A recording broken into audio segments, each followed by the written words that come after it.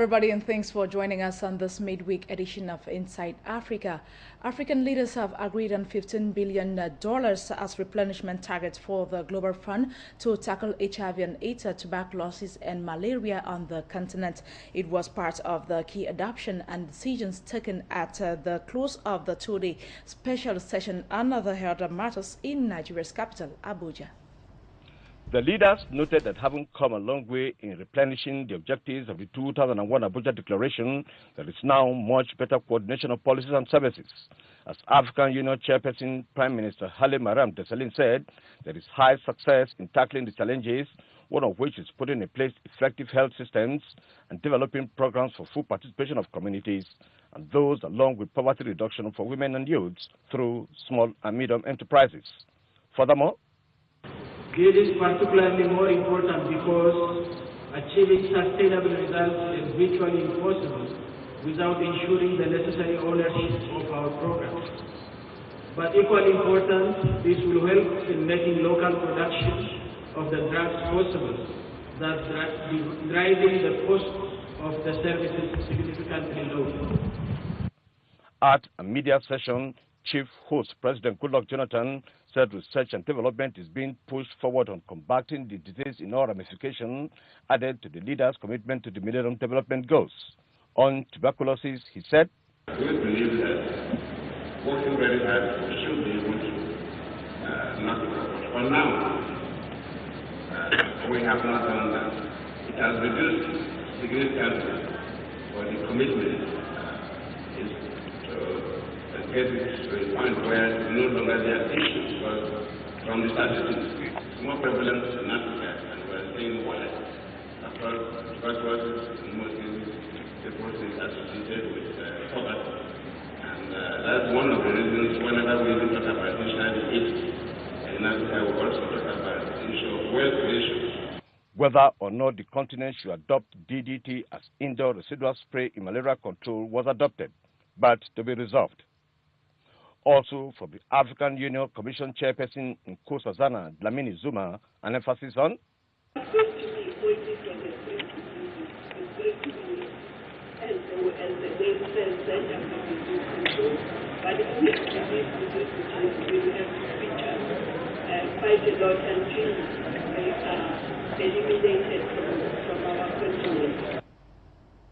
In Ghana, a stakeholders forum on a free maternal health care policy under the National Health Insurance Scheme has taken place in Tamale. Participants appealed to the government to allocate more vials of the anti-snake venom ASV to the region to cater for farmers and share nut pickers who usually fall victim to snake bites, especially in the rainy season. There is a scarcity of the anti-snake drug in public health facilities in the northern region. The entire northern region is always giving only about 100 vials, with 5 vials each going to the districts. Each vial costs about 150 Ghana cedis, and a snake bite victim requires between 6 and 8 vials for treatment. While most of the public health facilities lack the drugs, the ASVs are usually available at private pharmacy shops. The National Health Insurance Scheme does not pay for the treatment of snake bites because treatment is supposed to be free in the health facilities. The stakeholders at the forum, who were mostly expectant mothers, NHIA officials, healthcare providers, and representatives of faith-based organizations, were therefore of the view that the provision of more ASVs for the region would help save the lives of particularly share nut pickers, who are mostly women. The participants took stock of the free maternal care policy, its challenges, and how to address them. A senior monitoring and evaluation officer of the Northern Regional Office of the National Health Insurance Authority, NHIA, Mr. Augustine Boachi, said the free maternal care policy was introduced in July 2008 and incorporated into the NHIS to improve maternal health and reduce infant mortality in the country. The policy, he said, exempts pregnant women from paying the NHIS premium on registration or renewal of membership, and they are at liberty to enjoy a full year free antenatal care, general services and medicines. The Northern Regional Program Officer of SEND Ghana, Organizers of the forum, Mr. John Nkwao, said maternal mortality in the region is high due to lack of funding, low sensitization, negative cultural beliefs, and the stigmatization of women who give birth at health facilities. We are now in the Democratic Republic of Congo, where the United Nations has warned it will use lethal force against the rebels should they march to the eastern city of Goma. Thousands of people have fled following fresh fighting between the army and the M23 rebel fighters. The UN is now moving armored vehicles and other military equipment into Goma. A desperate attempt to seek refuge. And for many, the regional capital, Goma, offers that sanctuary. Government troops have been fighting M23 rebels in recent days. The military claims to have inflicted heavy casualties on the rebels. But ordinary people are suffering too. I was in my garden harvesting beans. I have a very sick daughter. When I was about to return home, I heard the rebels fighting. I ran and found my daughter and other relatives were gone. As people flee, the UN mission MONUSCO is reinforcing its forces in Goma. The M23 took the city briefly last November, and the UN is determined that won't happen again. It's deploying an aggressive new force of 3,000 troops from Malawi, South Africa and Tanzania. Their mandate is to engage armed groups such as the M23. MONUSCO's commander says the force will take any measures necessary to stop the M23 advancing into Goma. But General Carlos Alberto dos Santos Cruz says it's not yet at full capacity. About 3 weeks, the Malawi battalion will be here, and then we are going to have the intervention brigade in full operational capacity. MONUSCO already has 17,000 peacekeepers in the DRC, the UN's largest peacekeeping mission. Now, Nigerian officials say they have signed a ceasefire agreement with the Salafist Boko Haram group to end a deadly cycle of violence in the country's north. But the militant group has rejected the announcement and says it won't enter into negotiations with Nigerian authorities. Nigerian officials say they've signed a ceasefire agreement with the Salafist Boko Haram group. The chairman of Nigeria's Presidential Task Force on Negotiations and Dialogue, Kabiru Turaki, says the deal is aimed at ending the cycle of violence in the troubled northern parts of the country. In all those places that we went, like I said, we've had a lot of interaction with them.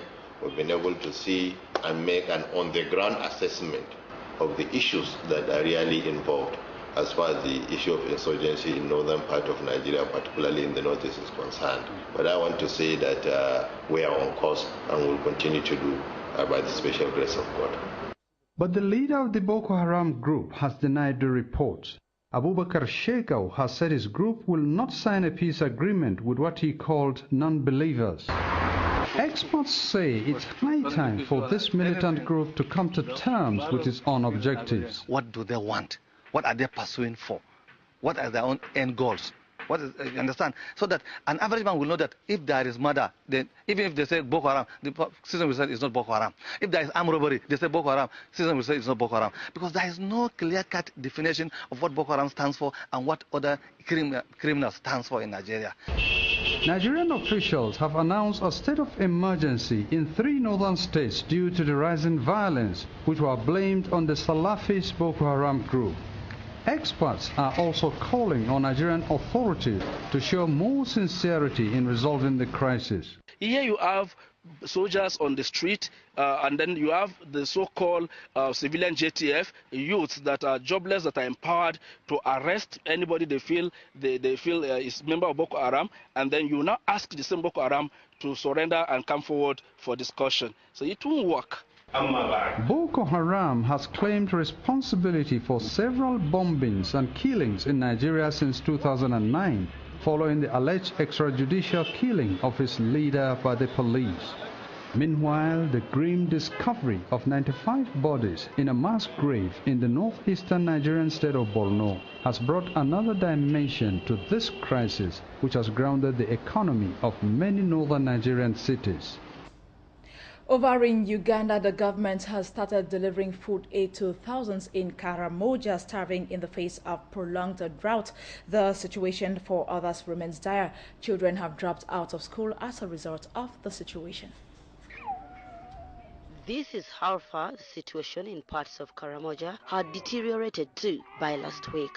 A UNICEF report on Karamoja says up to 300,000 children have been badly affected by last year's drought alone. The hunger has only worsened and there are reports of victims. Yesterday but one, we have lost another mother because of hunger. Just yesterday but one. Moroto, Napak, Kabong are some of the districts that have been badly hit. Even those considered to be living in the green belt have not been spared this time. The speaker of the Kabong district, Peter Parker, says 13 people have so far died because of hunger and 70% of the school-going children have dropped out of school for mining. The current food distribution is not sufficient enough. It's not targeting everybody, and yet virtually everybody is affected. So what we need is government should come in with general food distribution for at least 4 months, so that people get some strength and cultivate some short-term crops like beans. Others have crossed over to neighboring Kenya, a development the government is concerned about.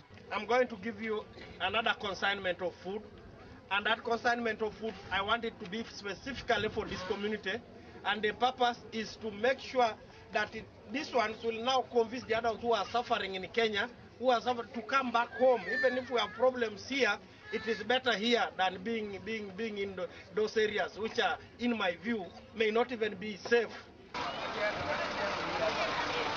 Against this backdrop, the government has delivered 40 metric tons of posho and beans. Some of those who turned up were too frail to carry their food rations home. The minister was forced to order for the preparation of porridge. So you go and buy a saucepan and get some cups, a kilo of sugar, make porridge now.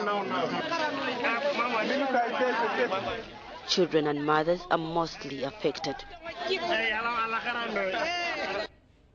Still in Uganda, it has come down to offering incentives to others to bring their children for immunization, women to attend for antenatal care visits and deliver from hospital, and youth to seek reproductive health measures. They will be getting shoes. The Shoes for Health initiative faced by Strides for Family Health, a U.S. aid-funded project going on in 15 districts to increase access to and demand for health services.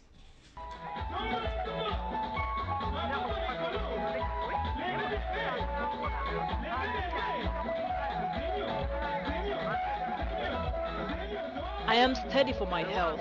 I put on shoes is the slogan. All this happening at Vuama Health Center 3 in PG district to help improve the health of the communities, especially those living in villages nearby and taking health centers for granted.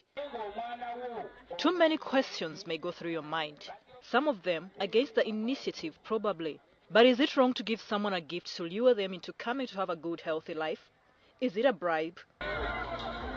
According to Chief of Party Strides for Family Health, if it means that many mothers and children get saved from avoidable deaths, it is more than right. The purpose is to encourage immunization at the health facility, to encourage mothers to come and deliver at the health facility, to encourage mothers to bring children for deworming services, and as an incentive, we decided to give shoes as a present to every child who gets immunized or gets vitamin A supplementation. The USAID-funded Strides partnered with Tom, an American shoe company, to see to it that over 1 million pairs of shoes get distributed in the 15 districts where they have a presence. How sustainable is this? For this particular initiative, the sustainability component is not taken care of, but we know that in the long run, people will get used to coming to access services at the health facility, and then they'll keep on coming for the health services. The communities, however, should not think that each time they think of caring about their health and that of their children, they will be rewarded. But we are telling them, come on, go and receive your health services. They are there, they are available. The health workers are trained and they can deliver this service. So by coming, they get a surprise. It's like giving a present. You don't give presents every day. They may keep on coming thinking that, oh, we got a surprise last time. We got a pair of shoes. Maybe let's go. We might get another surprise. But you know, the bottom line, the services will have been received. and the health of those children and mothers will have been taken care of. She asserts that there have been gaps in accessing health services due to many factors. In terms of all the services that are being provided, in terms of the information the community members receive. So we did this to kind of boost these services, to tell these people, because we do mobilize using our behavioral change communication strategies.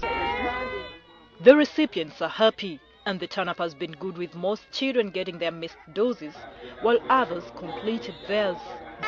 The women at the antenatal unit also got their share, while others got told of the importance of postnatal care. The Uganda Demographic and Health Survey 2011 says not many women complete the 4 required antenatal visits, with some still delivering from their homes, while some do not bring their children in for immunization. Strides wants to see this change. Let's now make a stop in Kenya, where the Teachers Service Commission, TSC, says it will replace all striking teachers by those who have been trained but are yet unemployed. The TSC has given the trained teachers until Friday to register at the county. The striking teachers have vowed to ignore all directives from the government until the pay dispute is resolved. In various parts of the country, classrooms remained deserted as teachers stayed away from work despite this directive. If you are scored duty, you will be deemed to have absconded, and appropriate disciplinary action will be taken. At the Olympic Primary School in Nairobi, pupils tried to make the best out of the situation, with some pupils playing the role of teachers. A situation replicated in Kiambu, Narok, Garissa, Isiolo and Nakuru. With a directive from the Education Cabinet Secretary, a plea from the President and a court order having failed to get the teachers back to class, the government is now going back to the drawing board. The teachers' employer, the Teachers Service Commission, has now asked trained unemployed teachers to register with the TSC for employment to replace the striking teachers. In a statement, the TSC says the unemployed trained teachers should register with TSC staffing officers at the county and sub-county levels. Those seeking employment should be aged below 45 years, be holders of minimum of P1 certificate, minimum grade of diploma in teacher education or diploma in technical education for post-primary teachers, and have at least 2 teaching subjects relevant to the curriculum. They have until Friday the 19th to register with the TSC. The Kenya National Union of Teachers has rejected a government offer on commuter allowances and has vowed to push on with the strike until the government puts a better offer on the table. Munataka mgomo uendelee? Munataka ukae vipi? The union is demanding the full implementation of commuter, house and medical allowances under a 1997 deal. Rita Tinina, KTN. Bringing you more news from Kenya, parliamentarians in the East African nation say they want the UK to reverse its decision to ban the herbal stimulant cat. Cat is currently legal in the UK, but the British Home Office says it is going to reclassify it later this year as a Class C drug, putting it on a level with cannabis. Chewing the leaf produces a mild stimulant effect. It is popular especially in the Somali, Ethiopian and Yemeni communities, and much of it comes from central Kenya. It's early morning in Meru, where Kenya's central highlands rise up out of the Rift Valley. This is cat-growing country. The pickers start at dawn. A gang of a dozen or so men set to work to gather the mira, as it's known here. Only the youngest stems will do, and for optimum freshness, it's got to happen fast. This can be precarious work. This farm belongs to my uncle. As you can see, it's a mira farm. Right, this is the mira tree, the cat. This is the cat's mira tree. Right. Like many here, Jeff Kubai and his family have been cultivating cat for generations. Traditionally, the people of this region have used this stimulant herb to stay alert and when discussing matters of importance to the community. I see you've got some here. Can we have a go? Okay. Okay. And then you You chew the soft part of the twig. Okay. Okay. It's slightly bitter taste. It's an acquired taste, but the chewing habit has spread, and cat cultivation is now integral to the local economy. When the ban is effective, it means my uncle will not afford education for his children. He might not afford shelter. He might not afford basic things like clothing and food. Once the cat is picked, the sprigs are stripped of the more mature green. By terming our indigenous product as a drug. Local producers and dealers say exports to Britain account for about 15% of the total production here in Meru, and they're angry about potential losses worth millions of dollars. We will never let it down. The British government has a national interest in the Meru community. The British government has their soldiers in Africa, especially Kenya. I think they know that this is not a drug. I'll leave it to their conscience. These sacks of cat will stay fresh only for a few days. Speed is of the essence. Campaigners say addiction to the stimulant is pulling families apart. But that's not how they see it here, where cat provides a living and a way of life. A final stop is in South Africa, where a young graffiti artist is using his skills to capture the image of former president and anti-apartheid hero Nelson Mandela. He believes it will help spread the iconic leader's message of peace, love and forgiveness. Nelson Mandela's life is now sprayed across part of South Africa's most famous township, Soweto. Stretching across Mkhize Street, Nkululeko Mahlangu's mural puts Mandela's history in pictures, from a young man to becoming president of South Africa. Mahlangu says since the father of the nation was hospitalized over a month ago, demand for his image has soared. He believes his artwork is a form of public service. We had to do this mural because one is in front of our community. That means the tourists will come here. Not only that, they were our primary or secondary focus, Ours is for the community to get the message. Mahlangu uses stencils and black spray paint on any flat or recycled surface he can find. And as Mandela's 95th birthday approaches, he says there's plenty more in the pipeline. I'll be here working forever. I believe the Mandela Day should be not dedicated, it should be a one-day event, We should celebrate his life each day as we live, to bring change, Mahlangu says he hopes his art will inspire a younger generation to respect their heritage and give back to their communities. If we celebrate Mandela birthday, let it not be a month or a day or those 27 or 67 minutes, We should be wholly, dedicate ourselves and make sure we pray, then we continue where he left off. We pick up where he left off. With Soweto's youth forging their own identity, often through art or music, Mahlangu says he hopes that in their quest to define their future, they don't forget those who helped shape it.